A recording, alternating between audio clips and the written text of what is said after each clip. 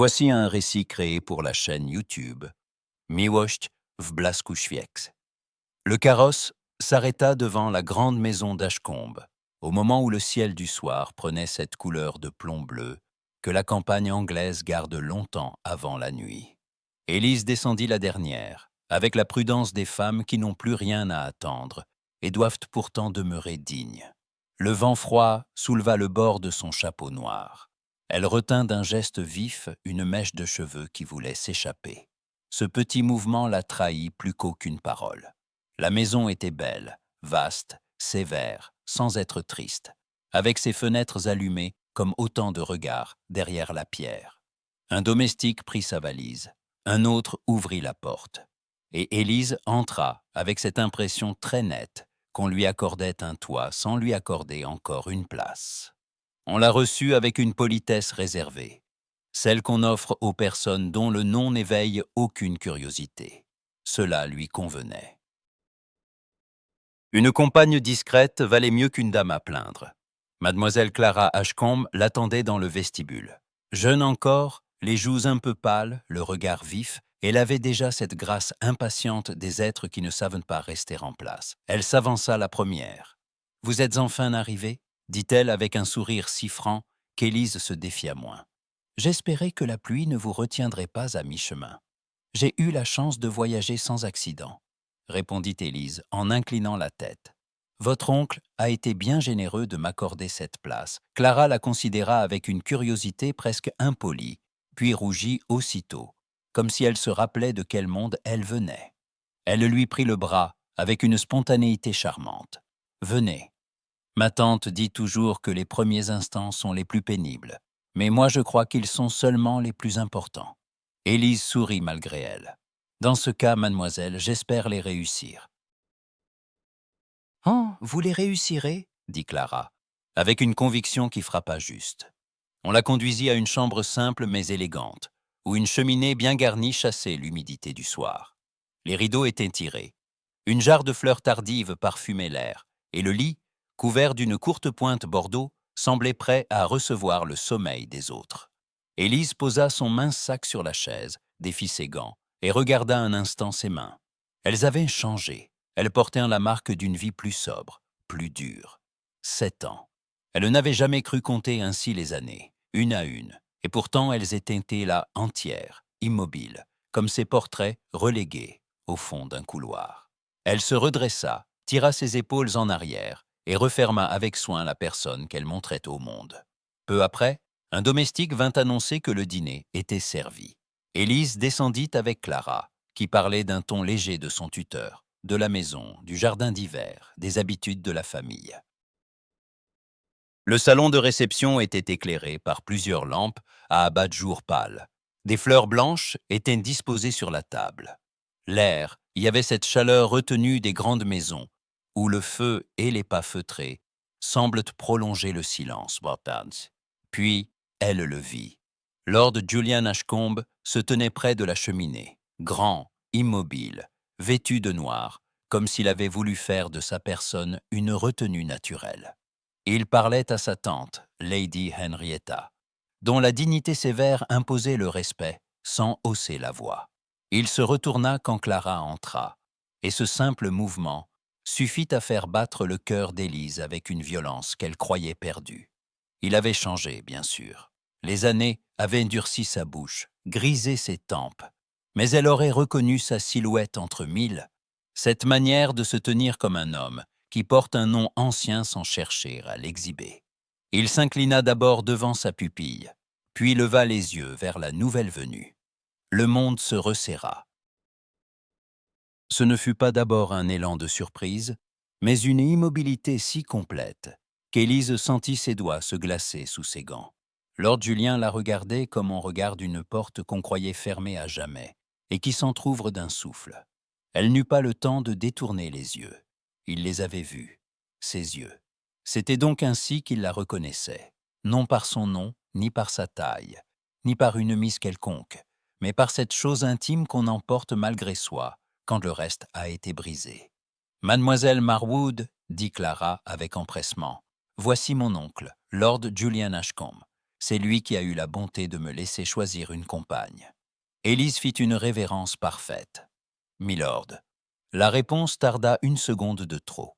« Mademoiselle, » dit enfin Julien. Sa voix, grave et posée, ne le trahit pas.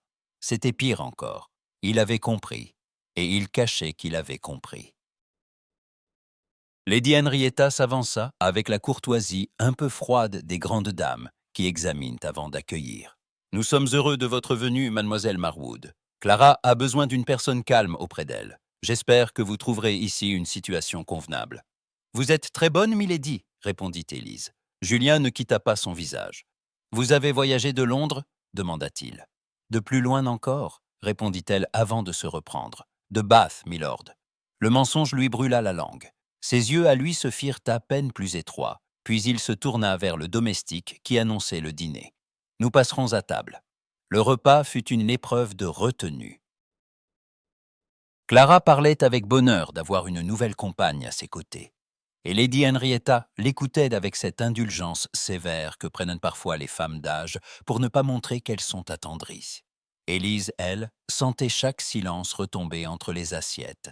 Et dans ce silence, la présence de Julien, sa volonté contenue, son attention redoublée. Il ne disait rien qui pût la confondre. C'était précisément cela qui la troublait.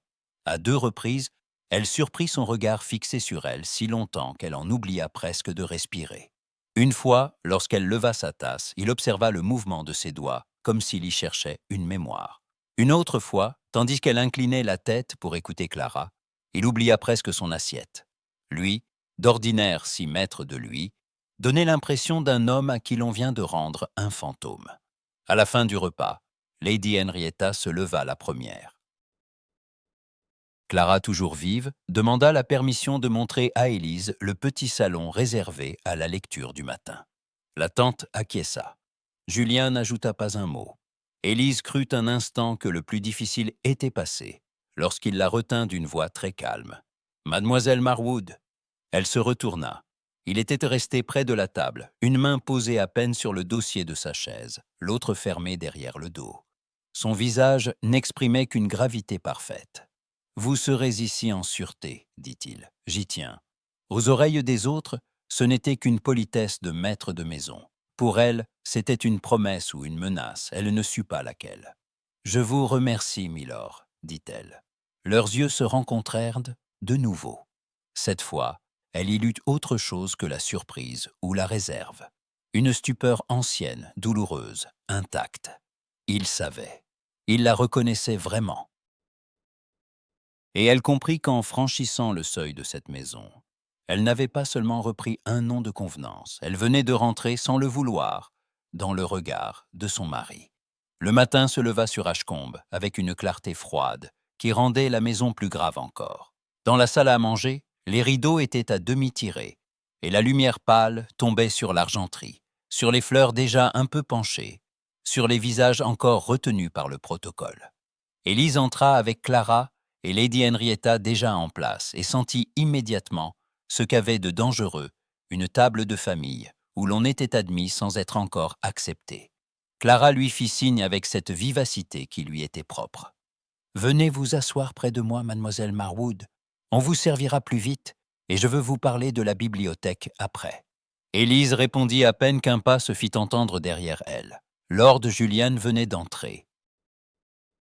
Il portait une redingote sombre qui accentuait la sévérité de sa haute taille, mais son visage gardait cette immobilité attentive qu'elle avait vue la veille. Il salua sa tante, inclina la tête vers Clara, puis s'arrêta devant elle un instant de trop. « Bon matin, mademoiselle Marwood. »« Bon matin, milord. » Il prit place en bout de table. L'instant d'après, le repas commença, et avec lui cette conversation légère qui cache souvent les véritables intentions. Clara parlait du temps, des chevaux, du petit chien qu'elle rêvait d'avoir. Lady Henrietta l'écoutait avec une dignité tranquille, puis posa sur Élise un regard mesuré. « J'espère que vous n'avez pas trouvé la route trop pénible, mademoiselle. La campagne paraît douce à ceux qui la visitent, mais elle a ses rudesses pour une dame seule. »« Elles sont plus supportables qu'on ne croit, milady, » répondit Élise. « Vous êtes donc habituée au voyage. » La question était simple, mais le ton exigeait une précision qui n'avait rien de mondain. Élise baissa les yeux vers sa tasse. Assez pour savoir que la bonté d'un accueil compte davantage que la longueur du chemin. Lady Henrietta inclina très légèrement la tête, comme si elle notait cette réponse. Julien, lui, ne disait rien. Il observait. Il ne la regardait pas comme on regarde une invitée, mais comme un homme qui cherche à vérifier une certitude déjà douloureuse. Lorsque le thé fut servi, il tendit lui-même la soucoupe à Élise. Le geste aurait pu rester banal si ses doigts n'avaient pas frôlé les siens un peu plus longtemps que nécessaire. « Vous prenez encore sans sucre », dit-il, avec une douceur parfaitement maîtrisée. Le silence qui suivit ne dura qu'un souffle. Clara, trop absorbée par une tartine, n'y prit pas garde. Lady Henrietta leva à peine les sourcils. Mais Élise, elle, sentit la chaleur quitter son visage. Sans sucre. Il le savait. Il se souvenait d'un détail si infime qu'aucun étranger n'aurait pu le deviner. « Oui, milord, dit-elle après un instant. Il soutint son regard. Je me suis souvent demandé si les habitudes changent vraiment, ou si l'on ne fait que les cacher mieux avec le temps. Ce n'était plus une remarque de table. C'était une porte entr'ouverte, et derrière, une chambre où reposaient des années entières. Élise prit une gorgée de thé pour se donner une contenance. « Les habitudes des personnes modestes changent avec les circonstances, répondit-elle. Il faut bien s'adapter. Un éclat très léger passa dans les yeux de Julien. Il n'était pas de triomphe, ni même de colère. Plutôt quelque chose de blessé, de retenu, comme si sa voix avait trouvé le point exact où elle faisait mal. « Oui, dit-il, il faut bien s'adapter. » Clara, qui sentait sans comprendre, chercha à dériver la conversation. « Oncle, mademoiselle Marwood a dit qu'elle lisait beaucoup. Peut-elle m'aider à choisir les livres pour l'après-midi ?»« Assurément, » répondit Julien. Il ne quitta pas Élise des yeux lorsqu'il ajouta « Si mademoiselle Marwood y consent, elle pourra aussi apporter de l'ordre aux papiers de Clara. J'aurai besoin d'elle à la bibliothèque tout à l'heure. » Lady Henrietta tourna enfin la tête vers lui. « À la bibliothèque, voilà qui est bien vite décidé. Il s'agit de quelques lettres et d'une liste de livres, dit-il calmement. Rien qui mérite qu'on en fasse une affaire. » La tante Aube observa un instant la jeune femme, puis son neveu. Elle comprit peut-être qu'il ne s'agissait pas seulement de livres. « Comme vous voudrez, Julien, dit-elle d'un ton qui n'était pas une approbation, mais une abstention. » Élise sentit monter en elle une inquiétude plus vive que la veille. Une heure seule avec lui. Dans une maison où chaque porte avait des oreilles, où chaque regard savait compter, c'était peu et beaucoup à la fois. Après le déjeuner du matin, Clara l'entraîna dans le petit salon attenant. Une pièce claire où l'on gardait des ouvrages reliés, des rubans, quelques aquarelles et une pendule délicate. La jeune fille s'assit près d'elle avec l'aisance des êtres qui ignorent encore les demi-teintes du monde. « Vous aimez vraiment lire ?» demanda-t-elle. « Oui. »« Alors vous me plairez. Mon oncle lit toujours comme s'il faisait une chose importante, ce qui l'empêche parfois d'être aimable. » Élise eut malgré elle un léger sourire. « Vous êtes bien audacieuse pour parler ainsi de votre tuteur. »« Je le suis toujours un peu trop, » répondit Clara sans remords. « Mais il me le pardonne. » Élise allait lui répondre lorsque la porte s'ouvrit discrètement. Julien parut sur le seuil, tenant quelques feuillets à la main. « Clara, si vous voulez être utile, allez demander à Mrs. Pike si votre manteau d'extérieur est prêt pour la promenade de midi. » Clara s'étonna. « Mais vous m'aviez dit que nous lirions après le thé. »« Et nous le ferons, plus tard. » Elle se leva en soupirant avec bonne grâce, puis sortit, non sans lancer à Élise un regard d'intrigué, qui laissa celle-ci seule avec le comte. La porte se referma. Le silence devint très net. Julien s'approcha de la table, posa les feuillets, puis leva les yeux vers elle. « Vous m'avez menti hier soir, » dit-il tranquillement. Le cœur d'Élise se serra. « Milord, vous avez dit venir de Bath, vous avez dit des choses très bien choisies, mais vous avez oublié qu'autrefois vous rougissiez toujours avant de répondre aux mensonges. » Elle demeura immobile. Il parlait bas, presque sans dureté, et c'était cela qui l'ébranlait plus encore que la colère l'aurait fait. « Je ne sais pas de quoi vous voulez parler. »« Non, demanda-t-il.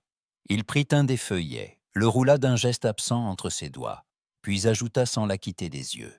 Alors permettez-moi de vous le demander autrement. Quand vous voyez cette maison, mademoiselle Marwood, qu'est-ce qui vous paraît le plus insupportable? Qu'on vous y accueille ou qu'on vous y reconnaisse? Elle sentit ses mains se glacer. Il savait. Non seulement il soupçonnait, mais il savait déjà qu'elle se débattait dans une fausse identité. Et pourtant, il ne l'exposait pas. Pas encore. Élise redressa le menton. « Je suis ici, à la place qu'on m'a donnée, milord. Ce n'est pas une réponse. C'est la seule que je puisse faire. » Julien s'approcha d'un pas. À cette distance, elle distingua la fatigue contenue dans ses traits, la marque plus profonde qu'avait laissée en lui le temps de chercher ce qu'il avait perdu. « Alors écoutez la mienne, dit-il. Tant que vous serez sous mon toit, personne ne vous traitera avec moins que la considération due à une dame. Pas même vous-même. » Elle le fixa, incapable de décider si ces mots la sauvaient ou l'enfermaient davantage. Il se redressa, reprit ses feuillets, et ajouta avec cette précision qui ne souffrait plus la contestation. « À 11 heures, vous viendrez à la bibliothèque. Je veux que vous y rangiez les livres de Clara, et je préfère que cela se fasse sous mes yeux. » Puis il ouvrit la porte et laissa entrer, avec le courant d'air froid du couloir, la certitude nouvelle que sa présence ne serait plus seulement tolérée dans cette maison, mais surveillée par le maître lui-même. La bibliothèque d'Ashcombe était une pièce longue, haute de plafond, où le bois sombre des rayons donnait aux après-midi une gravité presque religieuse. La pluie, dehors, frappait doucement les vitres. Clara avait été appelée ailleurs, et Julien avait tenu parole. Il laissait Élise seule parmi les livres, mais pas tout à fait sans sa présence. Il se tenait près de la fenêtre, un dossier à la main, tandis qu'elle rangeait les ouvrages de la jeune fille sur une table basse. Le silence, dans cette pièce, avait quelque chose de très particulier. Il n'était pas vide. Il attendait. Élise prit un volume relié de cuir, lorsqu'un petit papier glissa du milieu des pages et tomba au sol. Elle se pencha vivement pour le ramasser, mais Julien fut plus rapide. Il se baissa presque en même temps qu'elle et saisit le billet entre ses doigts. Lorsqu'il le déplia, son visage changea à peine, ce qui le rendit plus inquiétant encore. Élise s'était figée. Le papier était jauni sur les bords, plié et replié tant de fois qu'il en avait perdu sa netteté. Elle le connaissait pourtant par cœur. Il l'avait accompagnée durant 7 années, caché dans la doublure de sa malle, puis dans la poche intérieure de ses robes, puis dans le petit coffre où elle rangeait ce qu'elle n'osait jeter. Elle n'avait jamais pu s'en séparer. Julien lut une ligne, puis une autre. Son regard se leva lentement vers elle. « Vous avez gardé cela ?» Sa voix était très basse. Élise sentit ses doigts se refermer sur le bord de la table. « Oui, dit-elle. » Il tourna le billet vers la lumière. Elle le vit alors plus clairement encore, avec l'affreuse netteté de l'instant où tout remonte. L'écriture était élégante, légèrement penchée, et le sceau au revers portait les initiales de la maison, tracées avec assez d'adresse pour tromper un œil fatigué. « D'où vient-il » demanda Julien. Elle aurait voulu ne pas répondre, mais le papier était déjà entre eux comme une chose vivante. « Il m'a été remis la nuit de nos noces » murmura-t-elle. Julien ne bougea pas. Le crépitement de la pluie, le tic discret de l'horloge, tout sembla s'éloigner d'un coup.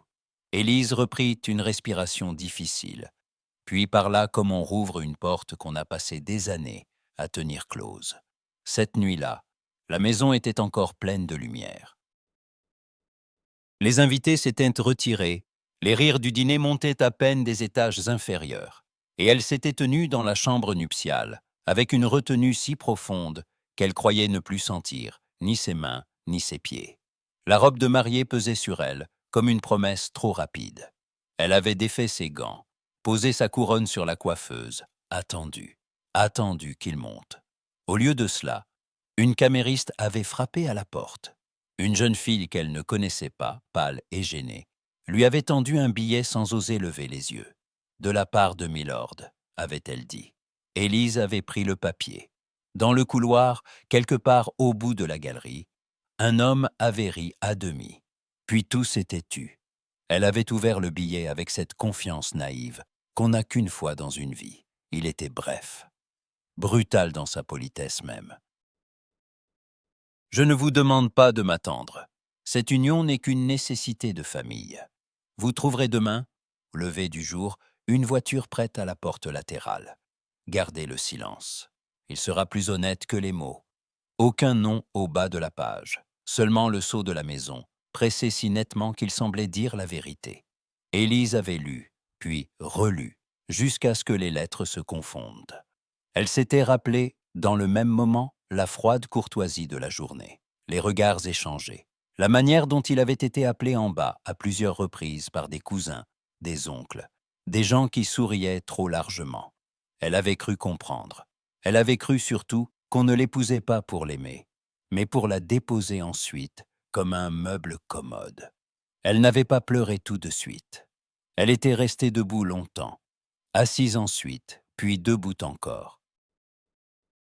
Au matin seulement, lorsqu'elle avait vu la chambre vide et entendu dans le couloir le pas des domestiques, elle avait pris son manteau, ses gants, et la petite sacoche qu'elle avait préparée sans savoir pourquoi.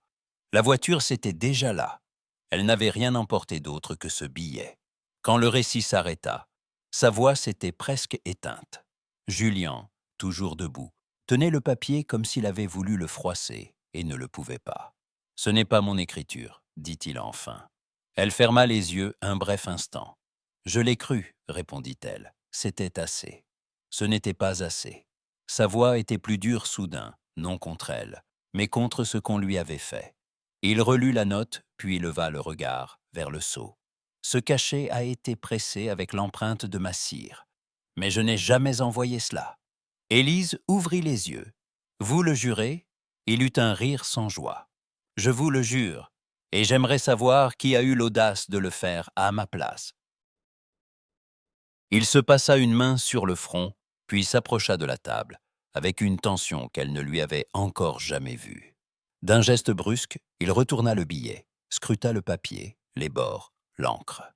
« Sébastien avait accès à mon bureau cette semaine-là, dit-il après un silence très net. Plus que quiconque, même plus que mon secrétaire. Il est venu tard, la veille, sous prétexte d'un message de la ville. Le nom tomba entre eux avec la netteté d'un coup de fouet. Élise se redressa légèrement. Sébastien?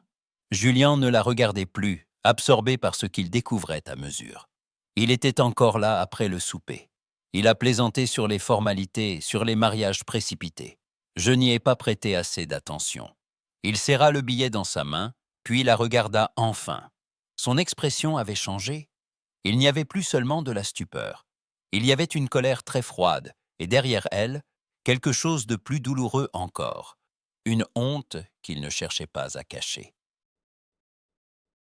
« Vous avez passé 7 ans à me croire assez cruel pour vous chasser, dit-il à voix basse, et tout ce temps, quelqu'un d'autre a vécu tranquillement avec votre chagrin entre ses mains. » Élise sentit sa gorge se nouer. Le passé n'était pas revenu pour être expliqué en une minute. Mais pour la première fois, il ne lui paraissait plus immuable. Julien posa la note sur la table, comme on dépose un objet qui peut brûler.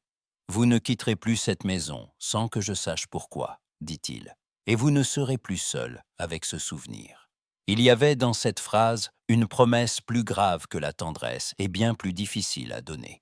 Élise releva lentement les yeux vers lui. Elle ne se sentait pas encore pardonnée. Elle ne se sentait pas encore sauvée. Mais elle n'était plus invisible non plus. Et c'était cela, déjà, qui changeait tout. L'averse reprit avant le milieu du jour, frappant les vitres avec une insistance presque fébrile.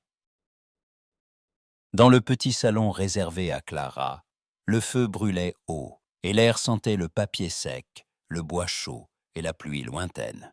Élise y était depuis un moment, assise près de la table des leçons, en train d'aider la jeune fille à remettre de l'ordre dans quelques feuillets d'écriture lorsque le trouble commença. Clara, plus nerveuse que d'ordinaire, avait les joues rougies par l'impatience. « Je déteste cette sorte de journée », déclara-t-elle en jetant sa plume. On ne peut ni sortir, ni faire des visites, ni même croire qu'on a avancé dans quoi que ce soit. Élise sourit. C'est pourtant une bonne journée pour avancer en silence. Vous dites cela parce que vous êtes raisonnable. Non, répondit Élise avec douceur. Je le dis parce qu'il faut bien se rendre utile à quelque chose quand le ciel s'obstine. Clara allait répliquer lorsque le petit brassereau près de la cheminée laissa tomber une étincelle sur le bord d'un cahier. Le papier se recroquevilla aussitôt, avec un petit crissement sec. Une odeur âcre monta, puis la flamme prit, rapide, inattendue. Clara poussa un cri. Élise se leva d'un bond, saisit le tisonnier, repoussa le cahier enflammé sur la dalle de pierre, puis attrapa la carafe d'eau posée sur la table. Elle versa d'un geste sûr, sans renverser une goutte sur le tapis. Le feu s'éteignit en sifflant. Il ne resta qu'un filet de fumée noire, la frayeur et le cahier à moitié perdu. « N'ayez pas peur, dit-elle aussitôt, se tournant vers Clara. Mais la jeune fille, pâle maintenant, avait reculé jusqu'à la fenêtre.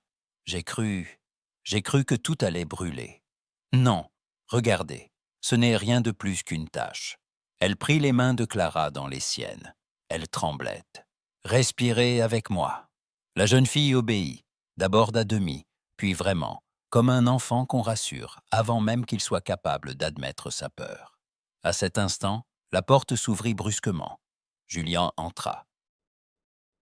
Il avait le visage fermé des hommes que l'on attirait trop vite d'une préoccupation sérieuse, et ses yeux balayèrent d'abord la pièce, la fumée, le cahier noirci, avant de se poser sur Élise, droite au milieu du désordre, la carafe encore à la main.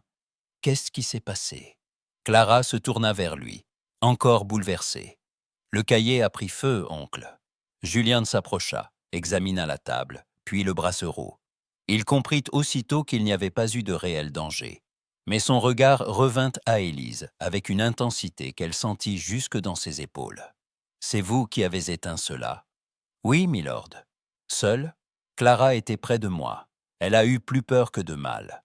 Il tourna la tête vers la jeune fille, puis revint à elle, comme s'il s'imposait un examen qu'il ne voulait pas différer. « Vous n'avez pas hésité. Ce n'était pas une question. » Élise baissa brièvement les yeux vers le cahier humecté. Il n'y avait pas de temps pour hésiter.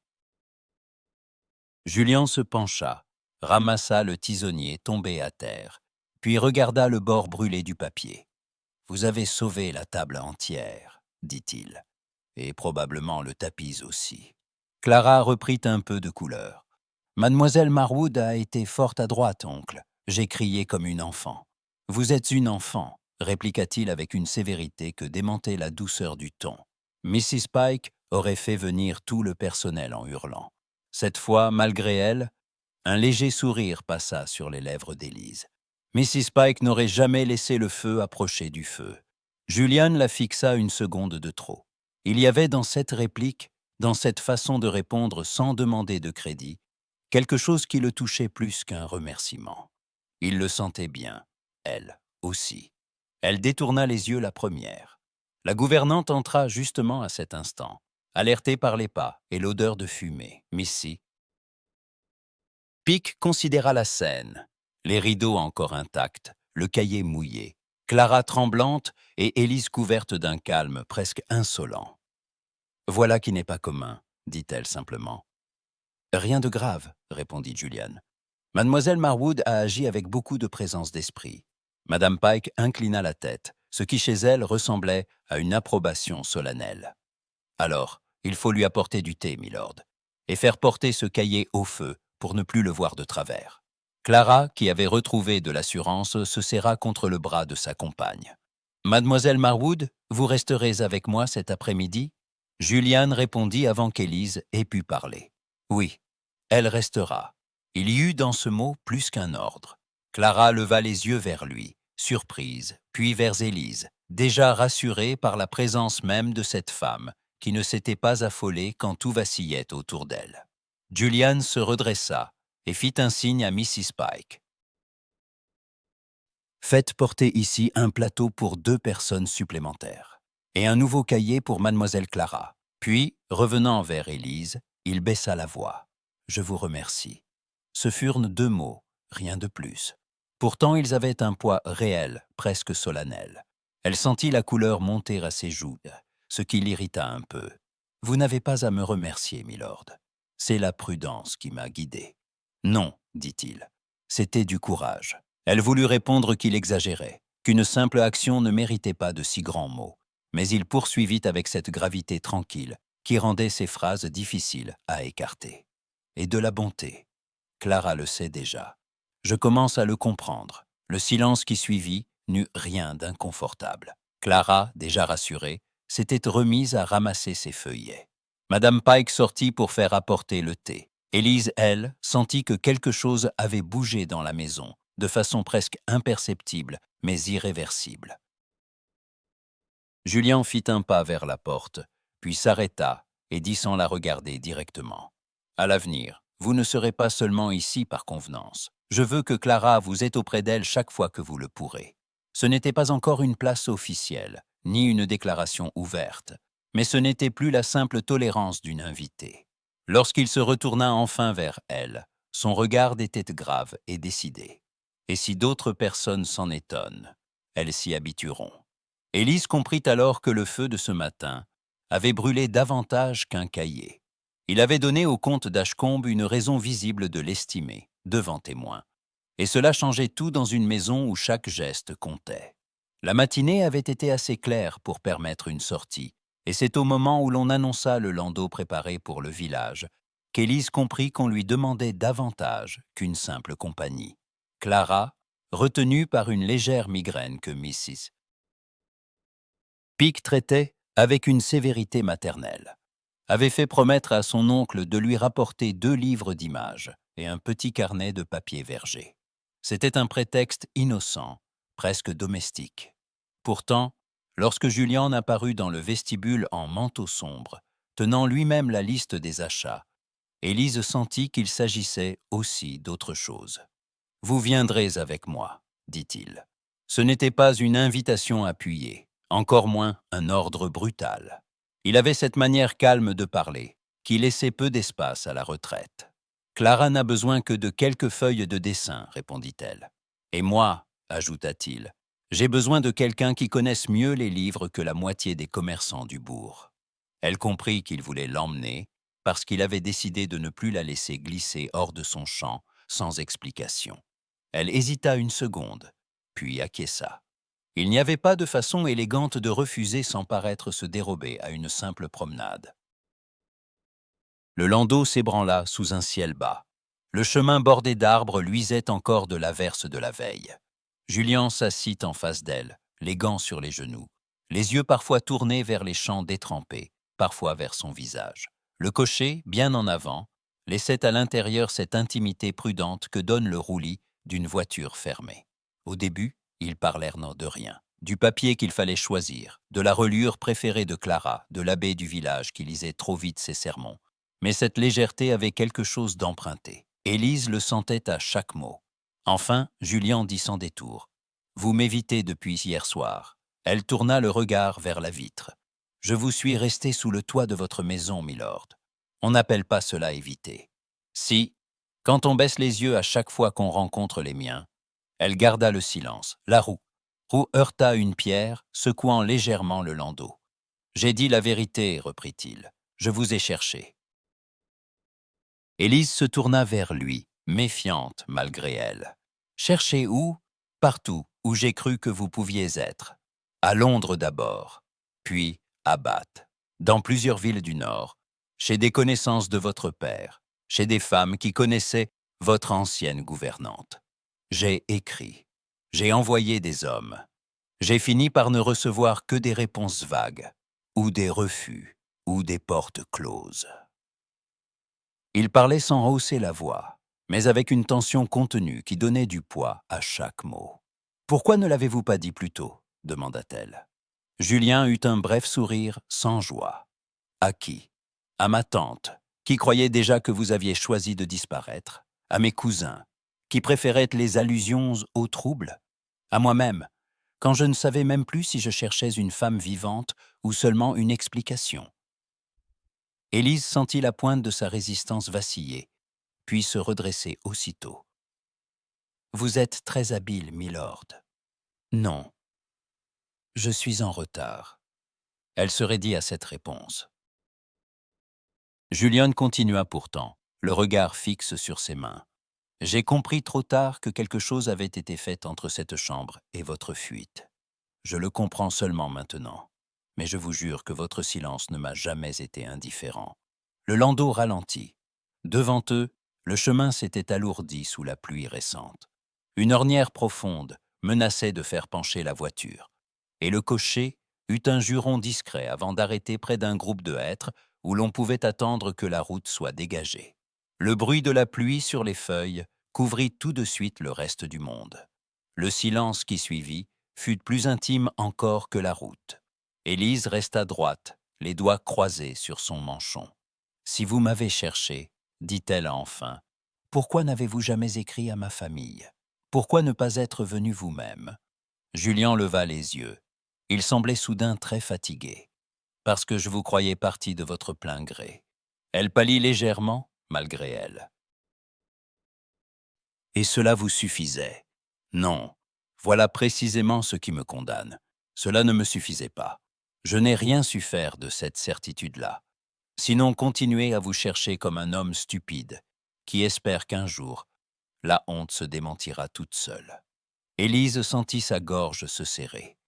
Il ne s'excusait pas bien. Il ne se donnait pas raison non plus. C'était pire et mieux à la fois.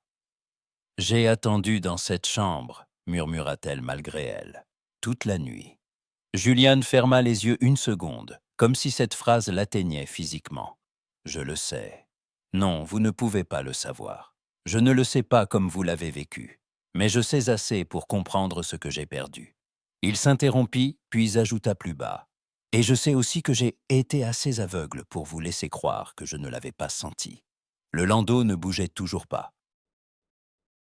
Dehors, l'eau perlait des branches. Un oiseau seul appelait dans le lointain.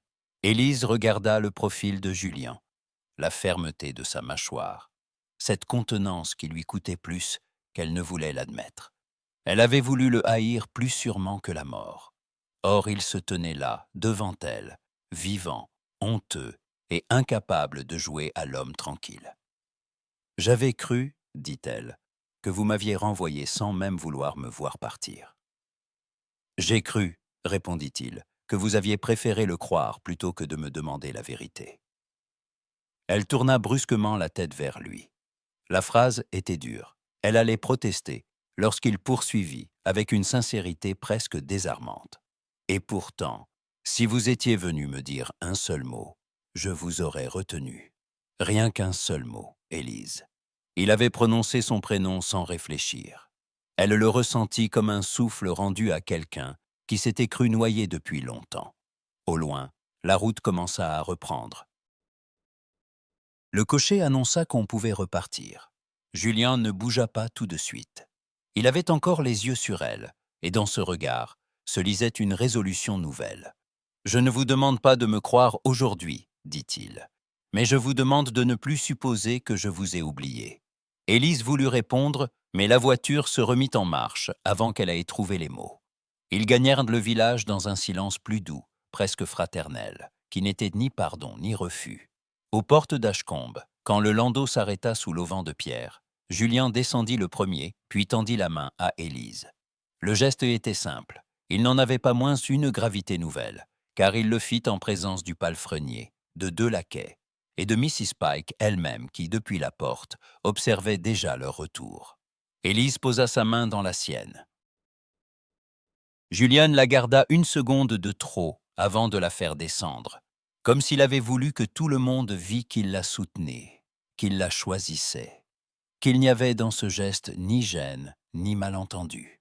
Lorsqu'elle fut debout près de lui, il ne retira pas aussitôt sa main. Dans le vestibule, Mrs. Pike plissa légèrement les yeux. « Madame, dit-elle en prenant le panier de livres, j'espère que la promenade vous a été utile. » Julian répondit à sa place avec une calme netteté qui ne laissait plus place au flou. « Plus que vous ne croyez, Mrs. Pike. » Et tandis qu'Élise sentait encore la chaleur de sa main sur la sienne, elle comprit que le trajet de retour n'avait pas seulement ramené des livres pour Clara. Il avait changé la manière dont toute la maison les regarderait désormais. Le cousin Sébastien arriva à Ashcombe un jeudi de ciel clair, avec ce soleil trompeur du début d'automne qui fait briller les vitres et adoucit les visages sans adoucir les intentions. Le carrosse venait à peine de s'arrêter, que déjà sa voix s'élevait dans le vestibule, pleine de cette bonne humeur facile qui semblait n'exiger de personne un effort de mémoire. Julian, mon cher, j'espère ne pas arriver à contretemps. Lord Julian descendit le dernier degré du perron pour l'accueillir avec une courtoisie exacte, ni froide, ni chaleureuse. Vous arrivez au bon moment, Sébastien. Élise se tenait un peu en retrait, près de la porte intérieure, avec Clara. Elle ne l'avait encore vu qu'une fois, à distance, mais dès qu'il entra, elle comprit ce que Julien avait voulu dire en parlant d'un sourire dangereux.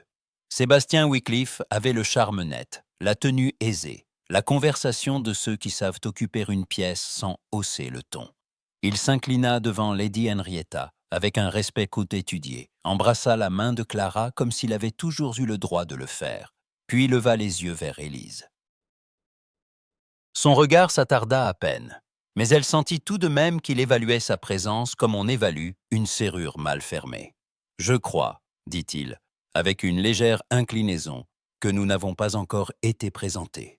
Mademoiselle Marwood, répondit Julien avant qu'elle ait parlé, est la compagne de Clara. Sébastien sourit. Quel heureux hasard pour notre maison. Les compagnes instruites sont de plus en plus rares. Le ton était aimable, mais l'allusion suffisait à rappeler qu'elle n'était pas des leurs. Le dîner, ce soir-là, se déroula avec une élégance presque trop parfaite. Lady Henrietta avait invité quelques voisins, et la table brillait sous les bougies, les verres, la porcelaine fine. Clara, à la droite de son oncle, trouvait Sébastien divertissant et parlait avec lui avec une confiance enfantine. Élise, en face de Julien, sentait son attention revenir sans cesse vers le cousin, comme si son arrivée avait déplacé tout l'air de la maison. Sébastien raconta des anecdotes de Londres, avec cette désinvolture étudiée, qui fait rire les uns et observe les autres. Il parla des chevaux, d'une soirée musicale, d'un évêque trop sévère, puis glissa sans en avoir l'air vers les questions de famille. Les vieilles maisons ont tant d'écho, dit-il en faisant tourner son verre entre ses doigts. On y entend parfois ce qu'on aimerait oublier. Lady Henrietta répondit avec sa hauteur coutumière. Ceux qui parlent trop fort sont seuls responsables de leurs propres échos.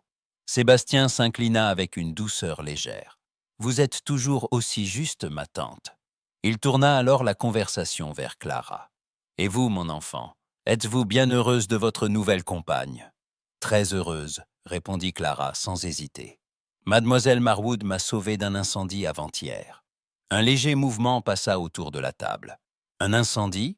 répéta Sébastien en se tournant vers Élise. « Voilà qui est prometteur. » On dit qu'il faut toujours se méfier des personnes calmes.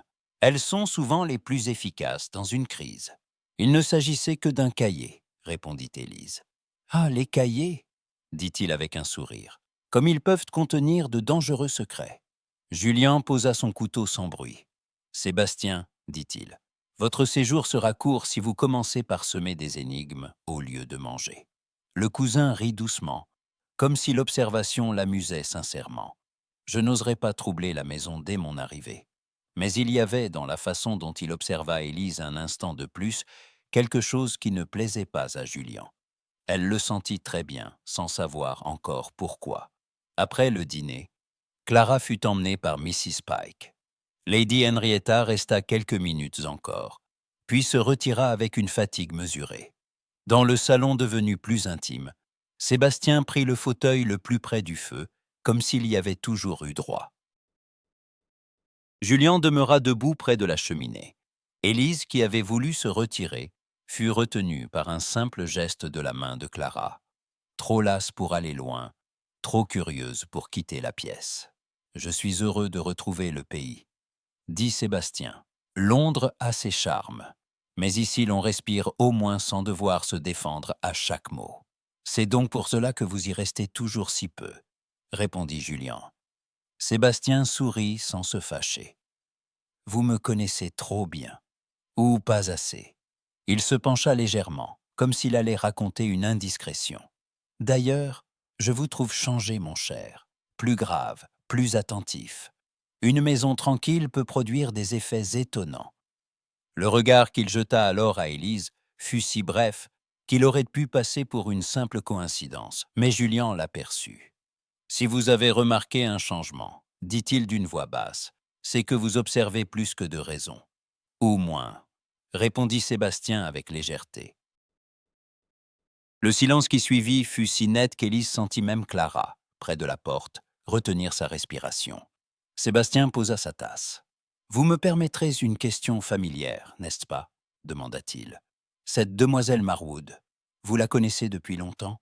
Juliane ne répondit pas tout de suite. Il y eut une seconde, puis deux, pendant lesquelles Élise comprit qu'il évaluait l'honnêteté à la lumière de toutes leurs blessures. Assez pour savoir qu'elle a été très mal comprise dans sa vie, dit-il enfin. Le sourire de Sébastien s'élargit à peine, comme beaucoup de belles femmes. Élise sentit le feu lui monter au visage. Il y avait dans cette phrase quelque chose de trop calculé, de trop souple, et pourtant rien qui pût être repris devant témoin. Alors Julien fit un pas en avant. « Sébastien, dit-il, je vous conseillerais de ne pas parler d'elle comme si elle n'était pas là. » Le cousin leva les mains avec une fausse innocence. « Mon cher, je ne voulais vexer personne. » « C'est souvent le reproche des hommes dangereux, » murmura Julien. Ce fut dit assez bas pour ne pas être une scène, mais c'est assez nettement pour que Sébastien cesse de sourire une seconde. Il se remit vite, bien sûr, et répondit avec cette grâce qui rendait tout aveu impossible. « Alors je boirai à la santé de mademoiselle Marwood, à sa discrétion, à son courage, et à la chance qu'a votre maison de l'avoir reçue. » Il leva sa tasse. Élise courba un peu la tête sans se forcer à sourire. Elle savait maintenant que Sébastien n'était pas seulement un visiteur aimable. Il l'avait reconnu. Elle n'aurait su dire comment, ou du moins, il pressentait quelque chose. Et surtout, elle sentait que sa présence lui rendrait toute erreur impossible.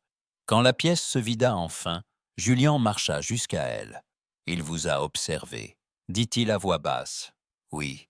Vous l'avez vu aussi. » « Oui. » Ses yeux demeuraient sur son visage très sombre. « Alors soyez prudente, Élise. Il n'est jamais aussi dangereux que lorsqu'il semble plaisanter. » Elle voulut dire qu'elle n'avait pas peur, mais ce serait mentir. Elle ne l'était pas, et pour la première fois depuis son retour à Ashcombe, elle comprit que le danger n'était plus seulement le passé. Il venait d'entrer dans la maison avec un visage charmant et une politesse parfaite. La bibliothèque était presque obscure, à cette heure avancée, où la maison entière semblait retenir son souffle. Une seule lampe brûlait sur la table, assez pour dessiner le bord des livres, la ligne du tapis, les ombres hautes des rayonnages. Dehors, le vent faisait glisser des branches contre les vitres. Élise avait accepté d'y venir pour classer quelques volumes de Clara, mais elle savait dès l'entrée que Julien l'attendait là pour autre chose. Il se tenait près du bureau, une main appuyée sur le bois, l'autre tenant un feuillet plié qu'il n'avait pas encore ouvert. Lorsqu'elle entra, il ne sourit pas. Il parut plutôt mesurer le courage qu'il lui faudrait pour commencer. « Vous vouliez me parler, milord ?» demanda-t-elle. « Oui. » La simplicité de sa réponse rendit le silence plus lourd. Il lui désigna le fauteuil en face de lui. Élise ne s'assit pas tout de suite. Elle posa d'abord les livres sur une chaise, comme pour remettre un peu d'ordre avant d'affronter le désordre du passé. Puis elle prit place, le dos droit, les mains jointes dans son giron. Julien regarda un instant la flamme de la lampe avant de parler. « Sébastien est venu dans cette maison avec plus d'assurance qu'il n'en avait le droit, dit-il. Vous l'avez vu. Oui, il a demandé si je vous connaissais depuis longtemps. » Élise sentit son cœur se serrer. « Et qu'avez-vous répondu ?» Julien la fixa avec cette gravité tranquille qui rendait ses paroles plus difficiles encore à supporter. « Que vous aviez été très mal comprise dans votre vie. » Elle détourna les yeux. Ce n'était ni une accusation ni un aveu, mais la première phrase juste qu'on lui eût dite depuis longtemps. Julien prit le feuillet qu'il tenait, le posa sur le bureau sans le déplier, puis vint s'asseoir en face d'elle. Je dois vous dire quelque chose avant que la rumeur ne le fasse à ma place. » Elle releva la tête. « De quoi s'agit-il » ? Sébastien n'a pas seulement un goût dangereux pour les demi-vérités. Il a eu jadis accès à mon bureau, à mes papiers, à mon sceau. Il y a des années, je lui ai confié plus de confiance que je n'aurais dû. Élise sentit l'air se refroidir autour d'elle. « Vous pensez donc qu'il… » ?»« Je le pense. Non, je le sens plutôt. Et cela ne me suffit pas encore. Mais j'ai revu cette note que vous avez conservée. Le sceau n'était pas celui d'un homme de hasard. Il l'aura certainement imité avec soin, ou fait imiter, ce qui veut dire qu'il savait ce qu'il faisait. » Le mot tomba entre eux avec une netteté cruelle. « Pourquoi » murmura Élise. Julien se tut un instant.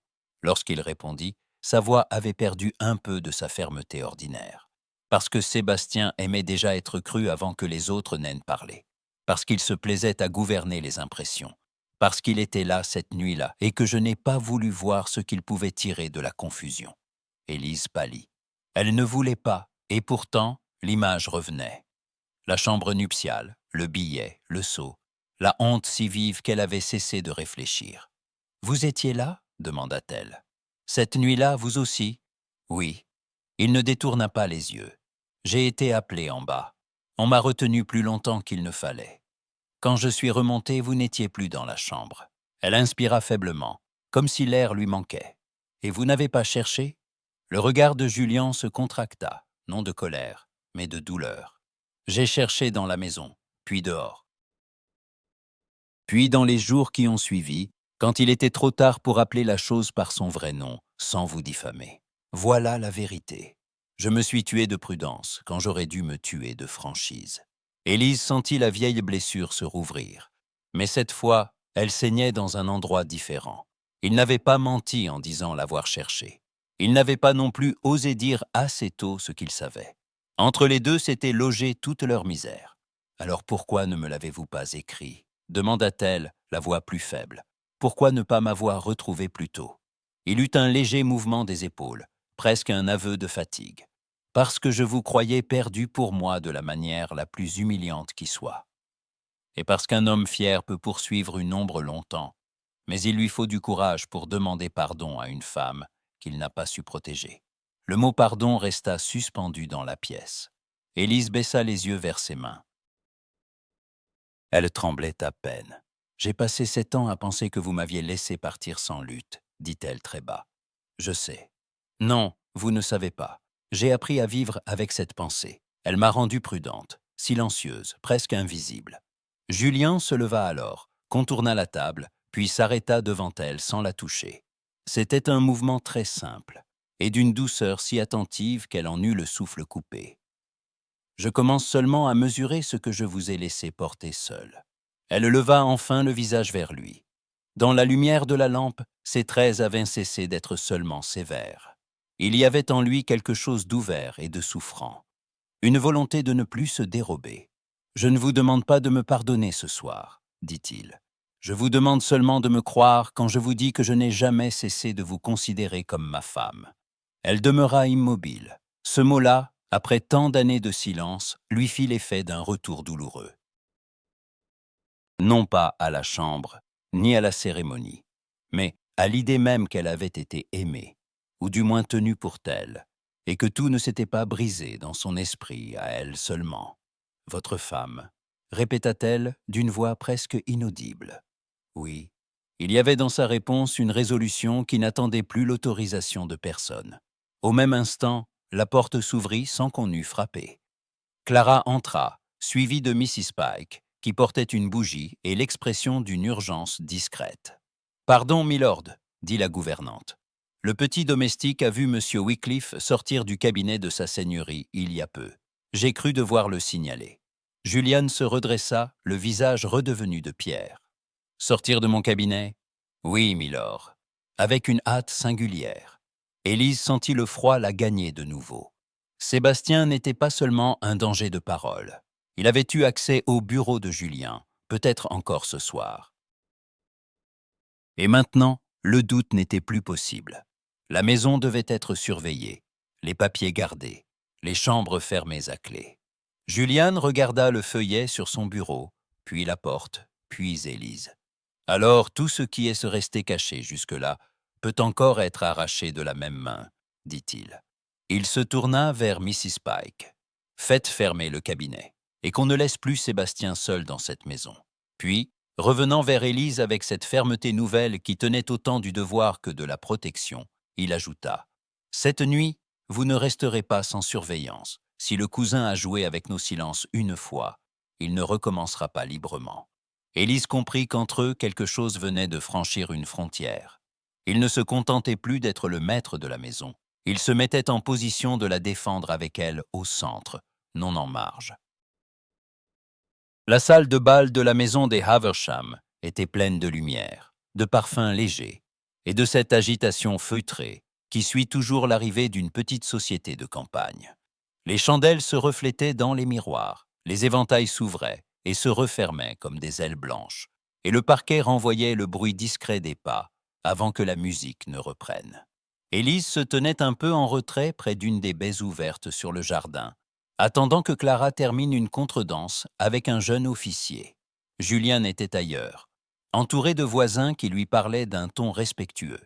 Sébastien, lui, semblait occuper chaque espace avec une alaisance étudiée. Il s'approcha d'Élise comme on s'approche d'une personne qu'on croit incapable de se défendre en public. « Mademoiselle Marwood, dit-il avec une courtoisie presque parfaite, j'espère que vous trouvez cette réunion supportable. »« Elle l'est, répondit-elle. Vous paraissez bien seule. J'attends Clara. » Il posa les yeux sur la piste où l'on venait de reprendre la musique. « Un jeune homme fort correct. Ce ne serait pas là un meilleur emploi de votre temps. Dans les maisons de campagne, on s'attache trop vite aux domestiques, aux enfants, aux habitudes, et parfois à ceux qui vous offrent une protection. » Sa voix était douce, mais son regard glissa, froid, sur sa mise modeste. Élise ne recula pas. « Si vous souhaitez me donner un conseil, monsieur Wycliffe, choisissez-en un qui ne nous fasse pas perdre notre soirée. » Sébastien eut ce sourire charmant, qui ne quitte jamais tout à fait les lèvres d'un homme avant de blesser. « Vous avez plus d'esprit qu'on ne le suppose. »« Et vous ?» répondit-elle sans hausser le ton, plus d'insistance qu'il n'est convenable. Un léger rire lui échappa. « Voilà qui est vif. Julien apprécie-t-il cette vivacité ?» Avant qu'Élise ne réponde, une voix grave coupa l'échange. « Sébastien. » Julien s'était avancé sans bruit apparent, mais avec assez d'autorité pour que ceux qui passaient près d'eux ralentissent à peine sans s'arrêter. Il salua Élise d'un regard bref, presque protecteur, puis fixa son cousin. « Je crois que vous feriez mieux d'aller parler à Lady Haversham. Elle vous cherche depuis le premier quadrille. »« Ah, » dit Sébastien en inclinant la tête. « Je croyais seulement qu'elle aimait à voir les jeunes gens honnêtes. Elle aime surtout les jeunes gens qui ne l'obligent pas à les rappeler à l'ordre. » Il y eut quelques sourires étouffés autour d'eux. Sébastien comprit qu'il avait été entendu. Sa politesse n'en devint que plus brillante. « Comme vous voulez. Mais avant que je vous laisse, mon cher, j'aimerais satisfaire une petite curiosité de société. Cette demoiselle Marwood, vous l'avez engagée pour Clara, n'est-ce pas? Ou est-ce plutôt l'inverse? » La phrase n'était pas ouverte. Elle était calculée pour être maligne sans paraître grossière. Plusieurs têtes se tournèrent. Élise sentit le sang lui monter aux joues. Julien ne changea pas de couleur, mais son regard se durcit. « Mademoiselle Marwood est ici sous ma protection, » dit-il clairement. « Toute autre insinuation vous ferait mal parler dans une maison où je suis encore tenu à la courtoisie. » Un souffle parcourut la petite assemblée. Sébastien sourit davantage, comme s'il avait voulu obtenir précisément cela. « Sous votre protection » répéta-t-il. Quel terme généreux. Julien répondit avec une lenteur mesurée et parfaitement suffisant. Sébastien inclina la tête, mais son regard s'arrêta sur Élise une seconde de trop. « J'avais cru remarquer, dit-il d'un ton léger, que certaines protections cachent de vieux attachements. Il n'aurait pas pu dire davantage sans se rendre coupable d'une grossièreté ouverte. Mais il n'en fallait pas plus. Une femme de la campagne, près d'eux, échangea un coup d'œil avec sa fille. Un murmure très bas courut le long de la baie.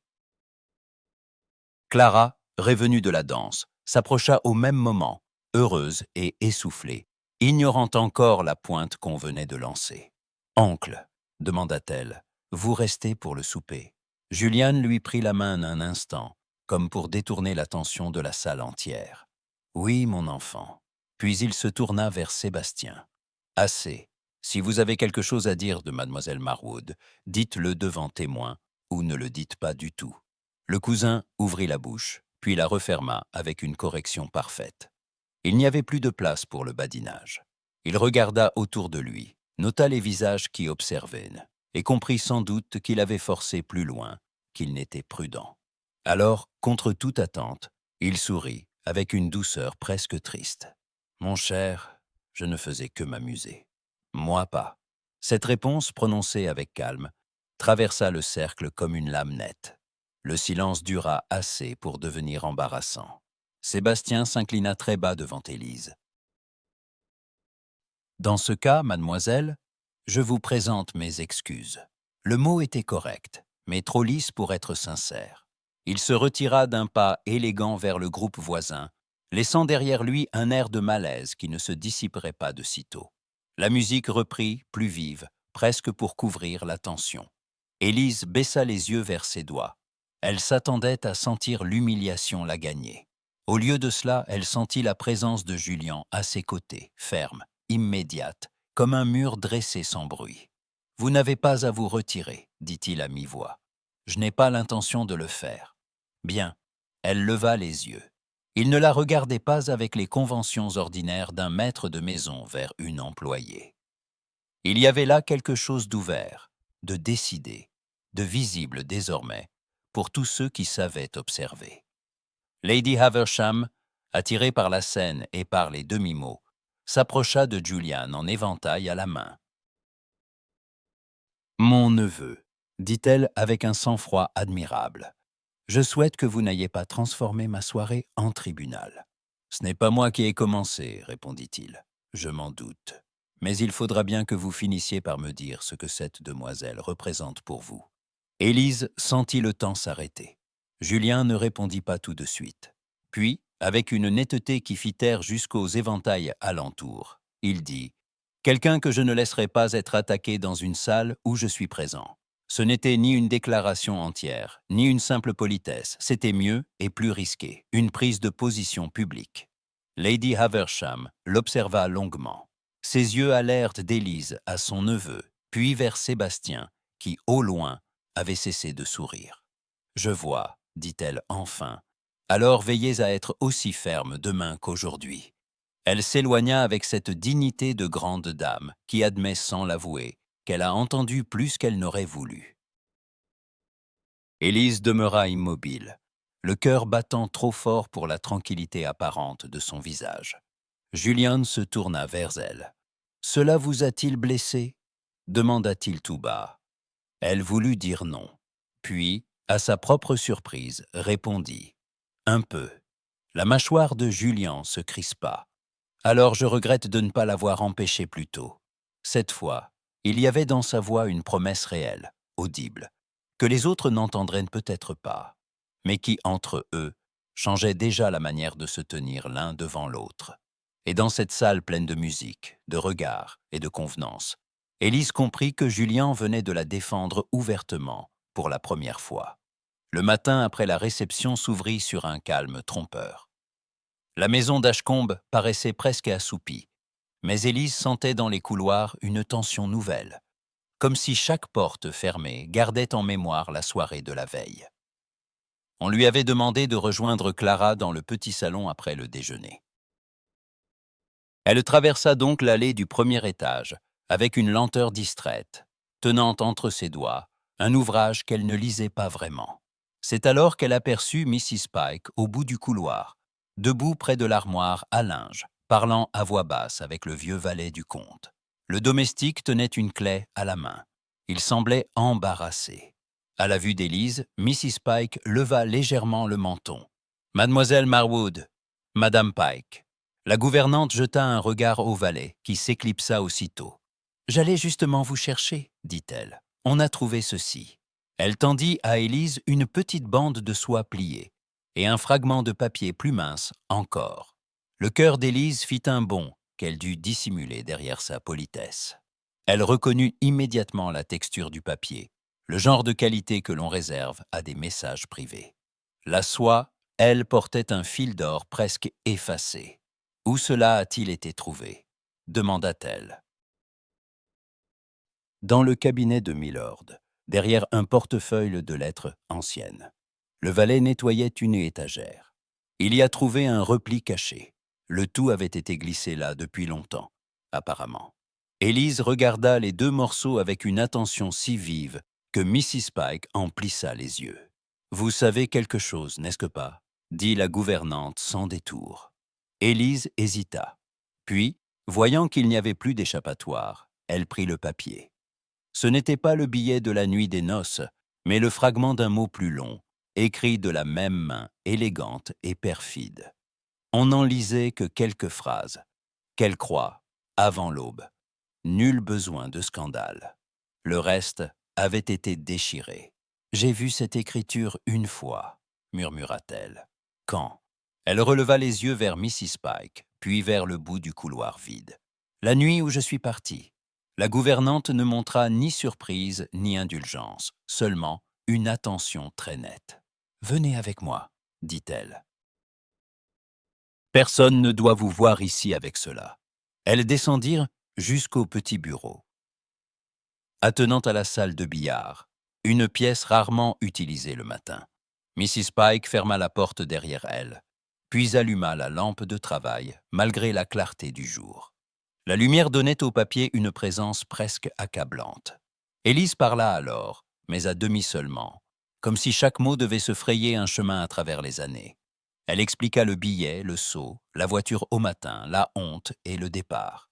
Elle ne fit pas de longs discours, elle n'en avait pas besoin. Le fragment posé sur la table suffisait à rendre la scène presque visible. Mrs. Pike l'écouta sans l'interrompre. Quand Élise se tut, la gouvernante fit glisser la bande de soie entre ses doigts. « Cela vient d'un vêtement d'homme, » dit-elle aussitôt. « Pas d'un maître de maison, mais d'un manteau porté à la ville. Le fil d'or est un peu particulier. Sébastien en avait une pareille sur une manche de chasse l'an passé. » Élise leva brusquement la tête. « Vous en êtes certaine ?»« J'ai l'œil, mademoiselle. Et je n'oublie pas les étoffes quand elles m'ont paru suspectes. » Le cœur d'Élise se mit à battre plus fort. Le mot « suspecte » avait un poids insoupçonné. « Qu'a-t-il fait ?» demanda-t-elle. Miss Pike croisa les mains devant elle. « Dans cette maison, les domestiques voient beaucoup plus qu'on ne croit. Le jour de votre arrivée, Sébastien a demandé où l'on gardait les papiers privés de Lord Julian. Il a dit cela en plaisantant. Mais les plaisanteries bien placées m'ont toujours paru plus dangereuses que les ordres. » Élise sentit une froideur lui courir le long des bras. « Pourquoi n'avez-vous rien dit ?»« Parce qu'on ne prête pas des accusations à la légère. Et parce qu'un valet qui parle sans preuve perd sa place. Mais maintenant, vous en avez. Et moi aussi. » Elle s'approcha de la fenêtre, jeta un regard au parc, puis revint vers Élise. « Si ce fragment est bien ce qu'il semble être, alors monsieur. » Wycliffe a fouillé le bureau de Milord. Peut-être a-t-il détruit le reste, peut-être l'a-t-il conservé. Dans les deux cas, il savait. Élise serra le papier si fort que ses doigts se blanchirent. Ce n'était plus seulement une douleur ancienne. C'était une vérité qui prenait forme dans la maison même, où l'on avait voulu l'effacer. La porte s'ouvrit sans bruit. Julian entra, encore vêtu de sa redingote sombre, le visage tendu. Son regard passa immédiatement de Mrs. Pike à Élise, puis au papier dans sa main. « Qu'est-ce que c'est ?» Madame Pike lui remit le fragment sans détour. « Quelque chose trouvé dans votre cabinet, milord, et quelque chose que mademoiselle Marwood reconnaît. J'ai cru bon de vous alerter. » Julien lut, une fois, puis encore. Son visage se durcit d'une colère froide, presque silencieuse. « Où est-ce Sébastien ?»« Dans la galerie du Nord. » répondit Mrs. Pike. « Il demande déjà le temps qu'il fera demain, comme s'il n'avait aucune autre préoccupation. » Julien releva la tête vers Élise. « Vous êtes certaine que c'est sa main ?» Élise se redressa malgré le tremblement qui l'envahissait. « Je ne l'oublierai pas après ce qu'il a fait de ma vie. » Julien ferma un instant les yeux, puis les rouvrit avec une résolution nouvelle. Alors, nous n'attendrons plus. Milord, dit Mrs. Pike avec calme, il serait prudent d'agir proprement. Pas de scène avant d'avoir tout le reste. Julian inclina la tête. Justement, j'en ai assez des scènes. Cette fois, je veux des faits. Il reprit le fragment, le glissa dans sa poche d'intérieur, puis se tourna vers Élise. Dans son regard, il y avait quelque chose de rare et de précieux. L'aveu qu'elle n'était plus seulement celle qu'il avait perdue, mais celle qui l'aidait à la retrouver. « Venez, dit-il. » Elle hésita à peine. Cette fois, il ne l'emmenait pas pour la protéger en silence, mais pour affronter avec elle ce qu'on leur avait caché.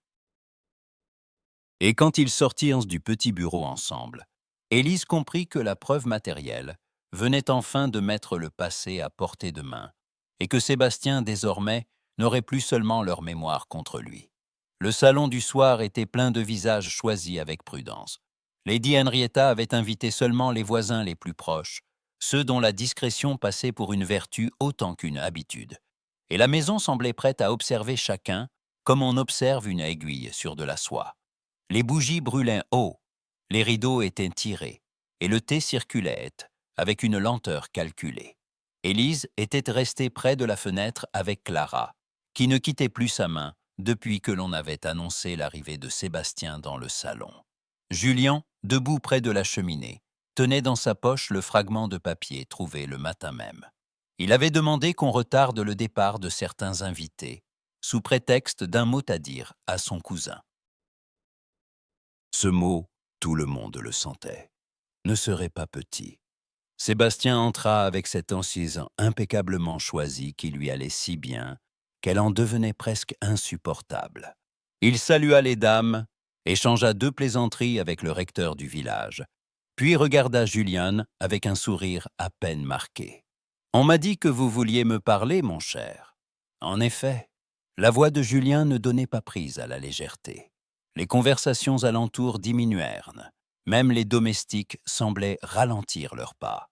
Lady Henrietta, d'un signe discret, fit retenir les portes entr'ouvertes du couloir. Élise comprit que personne ne quitterait la pièce avant la fin.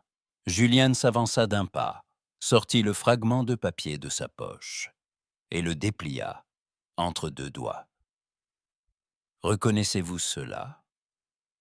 Sébastien baissa les yeux sur le papier. Son visage demeura calme, mais pas ses mains. Une petite crispation lui traversa les doigts, puis il sourit à peine. Un morceau de billet, apparemment. Regardez mieux. Le cousin le fit, et le silence s'épaissit. Puis son regard remonta vers Julien. Vous m'accusez de quoi exactement? D'avoir pris accès à mon bureau, d'avoir falsifié un sceau, et d'avoir envoyé à ma femme un mot mensonger dans la nuit de nos noces. Un murmure brutal traversa le salon. Plusieurs femmes portèrent la main à leur poitrine. Un homme toussa comme s'il s'étranglait à moitié. Clara ouvrit de grands yeux et se serra contre Élise. Sébastien eut un petit rire sec. « Votre femme ?» Julien ne bougea pas. « Oui, et elle est ici, devant vous. Si vous souhaitez continuer à jouer l'incrédule, vous le ferez devant témoins. » Lady Henrietta s'était levée, le visage devenu de pierre. « Sébastien, dit-elle d'une voix qui n'annonçait rien de bon, avez-vous quelque chose à répondre ?» Le cousin se tourna vers elle avec une correction parfaite. « Ma tante, je ne sais pas ce que mon cousin a imaginé, mais il serait regrettable de croire qu'un bout de papier jaunâtre puisse réparer des années de silence. » Élise sentit la main de Clara se resserrer sur la sienne. Julien, lui, ne quitta pas Sébastien des yeux. « Ce n'est pas un papier qui parle, dit-il. C'est Madame Pike, ce sont des dates, ce sont des accès. Et c'est votre propre imprudence. Vous étiez dans mon cabinet cette nuit-là. Vous avez demandé où se trouvaient mes lettres privées. Puis vous avez vu ce que vous pouviez tirer de la confusion. » Sébastien haussa légèrement les épaules. « J'ai pu être curieux. Cela n'est pas un crime. » Julian sortit alors le second papier, plus petit, que Mrs. Pike lui avait remis plus tôt et le posa sur la table de thé avec une précision presque terrible. « Et ceci, reconnaissez-vous la soie du bord, votre valet de chasse, votre manteau, votre emploi du temps de cette semaine-là? Nous avons tout recoupé. » Pour la première fois, le visage de Sébastien perdit un peu de son éclat. Ce ne fut qu'un détail, mais tous l'aperçurent. « Voilà qui devient très ennuyeux, » dit-il. « Pour vous, oui, » répondit Julien. Il se tourna alors vers l'assistance et entière, et sa voix porta sans effort. « Mademoiselle Marwood n'a pas fui mon nom par caprice, on l'a trompée. On lui a fait croire qu'elle recevait de moi un congé déguisé en ordre. Cette tromperie a été organisée par M. Wycliffe. » Le salon se figea. Même les éventails cessèrent presque de bouger. Sébastien fit un pas en avant, mais Julien le coupa d'un regard. « Si vous niez encore, je ferai venir Mrs. Pike et le valet de bureau, maintenant. » Le silence qui suivit fut le plus dur de tous. Sébastien regarda les visages autour de lui, pesa l'étendue du désastre, puis comprit qu'il ne garderait aucun secours de cette société-là.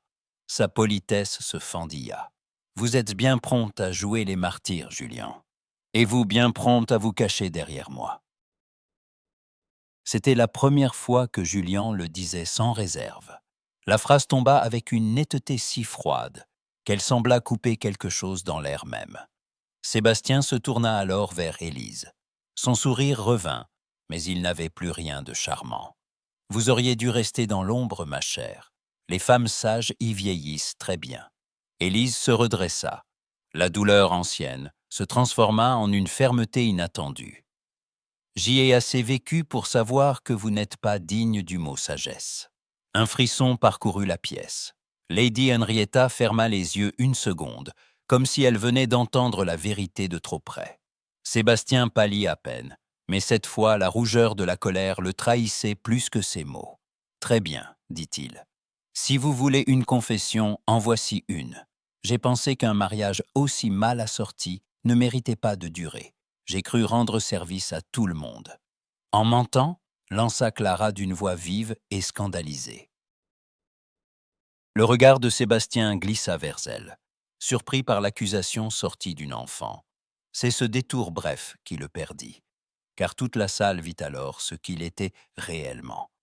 Non un homme utile et légèrement trop spirituel, mais un intrigant pris dans sa propre toile. Julien se tourna vers le recteur. « Monsieur, vous êtes témoin de mes paroles.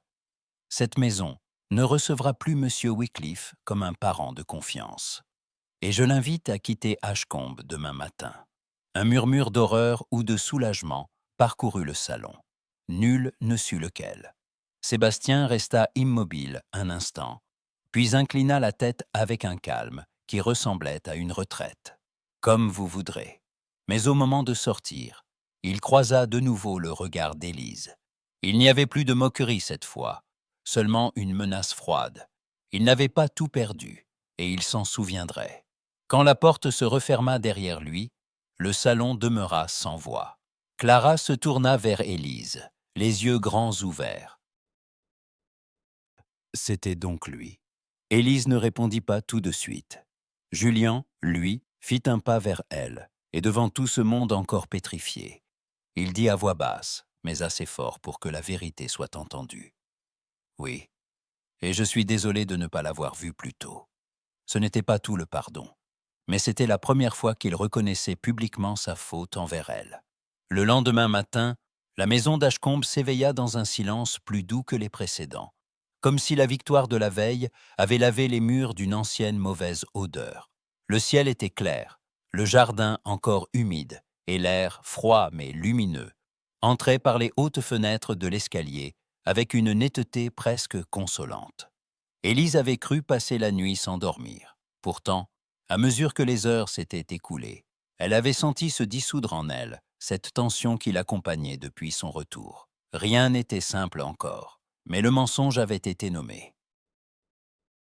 Vers 10 heures, un message lui parvint par Mrs. Pike.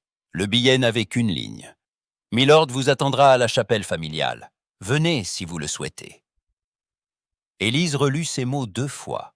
La chapelle d'Ashcombe se dressait au fond du parc, petite et ancienne, presque cachée derrière des ifs taillés par les générations précédentes. C'était là qu'on venait pour les baptêmes, les mariages privés, les deuils qui ne demandaient pas les regards du monde. Elle sentit, au simple nom de cet endroit, quelque chose se tendre en elle comme un fil trop longtemps retenu. Quand elle y arriva, Julien l'attendait déjà sous le porche de pierre. Il avait abandonné la raideur de la veille et portait un simple manteau sombre. À ses côtés se tenaient Lady Henrietta, Clara, et le révérend Hales, que l'on n'avait certainement pas convié sans explication. Madame. Pique se tenait un peu en retrait, très droite, les mains croisées sur son tablier, comme si elle surveillait une cérémonie qu'elle jugeait enfin digne de la maison. Élise s'arrêta un instant. « Milord ?» Julien s'avança vers elle avec ce calme qu'elle commençait à connaître, mais qu'elle lisait désormais autrement. Il n'était pas venu pour lui demander patience, il était venu pour lui rendre une place. « Merci d'être venu, » dit-il. Lady Henrietta inclina à peine la tête. « Mademoiselle Marwood, dit-elle d'une voix maîtrisée, ou plutôt, puisque les choses ne doivent pas demeurer à demi-dites, Madame Ashcombe, je crois qu'il est temps de vous parler comme il convient. » Élise sentit ses mains se glacer sous ses gants. « Milady, votre conduite dans cette maison a été irréprochable. Votre silence, quant à lui, a été trop longtemps mal payé. Mon neveu m'a donné hier une version que je n'étais pas prête à croire. J'ai passé la nuit à m'en offenser. Ce matin, je préfère m'en affliger et le dire nettement. » Julien baissa la tête, non par honte cette fois, mais comme un homme qui accepte le reproche qu'il mérite. Le révérend Hales toussa légèrement. « Si vous permettez, milord, milady, nous sommes ici pour une question de conscience autant que d'honneur. » Julien tourna alors vers Élise un regard si direct qu'elle en oublia presque les autres. « J'ai passé 7 ans à croire que je vous avais perdu. J'en ai passé bien davantage à ne pas savoir vous le dire sans vous faire davantage de tort. Cela ne m'excuse de rien. Mais aujourd'hui, je ne veux plus qu'aucun doute demeure entre nous. » Il sortit de la poche de son manteau une petite boîte de velours noir. En l'ouvrant, il révéla un anneau simple, l'or un peu terni par le temps. Élise sentit sa gorge se nouer. « Je l'avais gardé, » dit-il. « J'ai honte d'avoir gardé l'objet plus fidèlement que le souvenir juste. Si vous me le permettez, je veux vous le remettre non comme une réparation de papier, mais comme une promesse devant ceux qui savent ce qu'on nous a fait. » Clara, qui n'avait plus la patience des adultes, fit un pas en avant. « Alors dites-lui oui, » murmura-t-elle, les yeux déjà brillants. Élise la regarda, puis Julien, puis Lady Henrietta, dont la sévérité s'était adoucie d'un demi-ton. Elle vit alors ce que cette scène contenait de plus précieux. Non un grand triomphe, mais une reconnaissance lente et gagnée à la force du vrai. « Je vous ai cru capable de m'abandonner, » dit-elle à Julien d'une voix basse. « J'ai vécu avec cette croyance comme avec une maladie. Je ne sais pas encore comment on pardonne tout à fait une telle chose. »« Vous n'avez pas à me promettre le pardon aujourd'hui, » répondit-il. « Je vous demande seulement de me laisser vous aimer honnêtement désormais. » Le mot tomba avec une simplicité qui fit plus de bien que n'importe quel serment solennel. Élise baissa les yeux sur l'anneau. Une fois, autrefois, elle avait porté cette bague avec l'espoir tremblant des jeunes mariés. Puis elle l'avait perdue dans sa fuite, comme si la pierre et le métal avaient eux-mêmes refusé de la retenir. Maintenant, l'objet revenait, non pour l'enchaîner, mais pour la rejoindre. Elle tendit la main. Julien passa l'anneau à son doigt avec une lenteur presque respectueuse. Ses doigts à lui tremblaient à peine, mais assez pour qu'elle le voie. « Voilà, » dit-il tout bas. « Cette fois, je ne vous laisserai pas partir sans vous demander pourquoi. » Elle leva les yeux, et pour la première fois depuis des années, elle lui sourit avec quelque chose de neuf. Non pas l'abandon, mais la confiance qui renaît. Le révérend Hales prononça alors quelques mots de bénédiction, simples et graves, plus semblables à une reprise qu'à une cérémonie nouvelle. Clara ne put retenir ses larmes et vint se serrer contre Élise avec une spontanéité bouleversante. « Je savais bien que vous étiez à nous, » murmura-t-elle. Lady Henrietta s'approcha à son tour, après une hésitation visible. Lorsqu'elle parla, sa voix s'était des moins dure que d'ordinaire. « Ma chère, la maison a été aveugle trop longtemps. Je ne vous nommerai pas encore tout à fait comme je le devrais devant la paroisse, mais devant moi, vous êtes désormais reçus. » Madame Pike, qui n'aimait ni les effusions, ni les faiblesses, s'éclaircit la gorge avec dignité. « Il sera plus simple, milady, que tout le monde sache enfin à quelle place la dame revient. » Un rire très léger, presque tremblé, passa parmi eux. Julien regarda Élise comme s'il n'avait rien vu de plus beau au monde qu'elle, là, dans cette petite chapelle de famille, avec l'anneau à son doigt et la lumière froide du matin sur ses cheveux. Lorsqu'ils ressortirent ensemble sous le porche, le parc paraissait plus vaste, le ciel plus clair, et les domestiques du domaine, déjà informés par une chaîne invisible de voix, s'étaient figés au loin dans un respect nouveau. Élise ne baissa pas les yeux cette fois. Julien lui offrit son bras devant tous, et elle le prit. Ce geste simple, visible de la maison entière, fut leur seconde promesse.